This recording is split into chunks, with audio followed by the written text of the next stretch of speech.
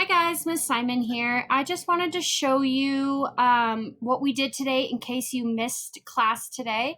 So if you go into your science course, and I'm just in fourth periods because it's the first one I clicked, you'll see a folder called Week 4, 11:9 to 11:13, Welcome to Remote Learning.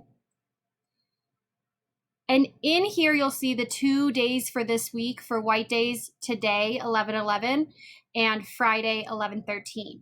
Here's your warm-up page. Please have your warm-up uploaded and open before you log into your Microsoft Teams meeting. That way you are ready to go. And then you'll click on the 11:11 folder.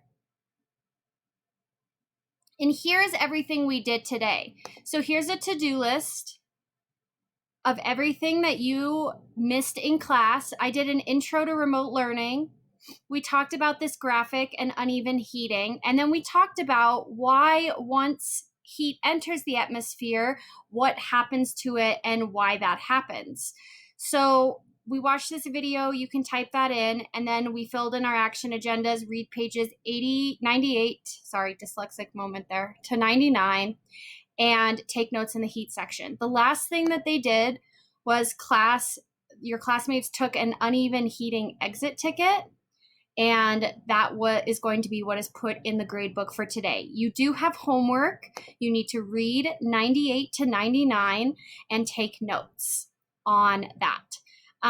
To go over what we did in class and just give you the content, we talked about remote learning, so please look through those slides. I'll make a presentation and I'll put it in our slides.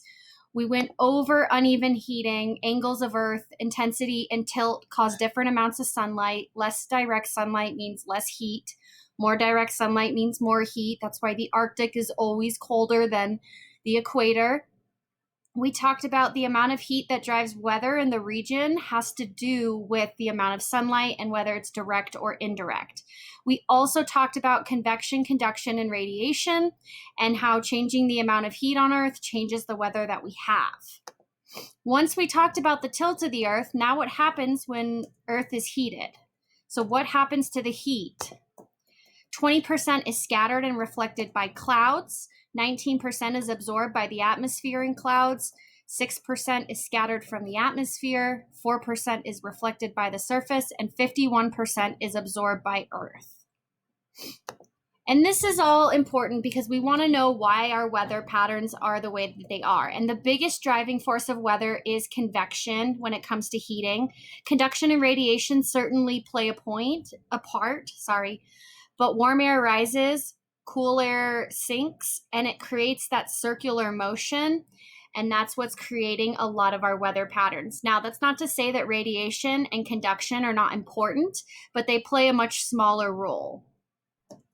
We watched this video and then did that exit ticket. If you missed class, please make up these activities.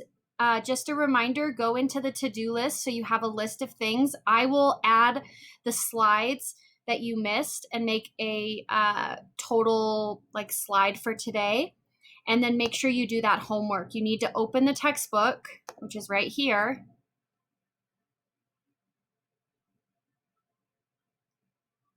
And you need to go to 98 and 99.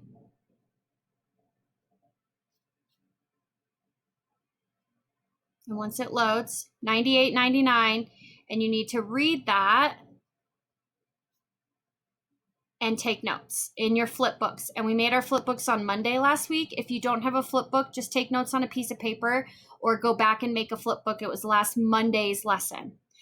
I hope you guys are doing well. I hope to see you on Friday. Have a good day.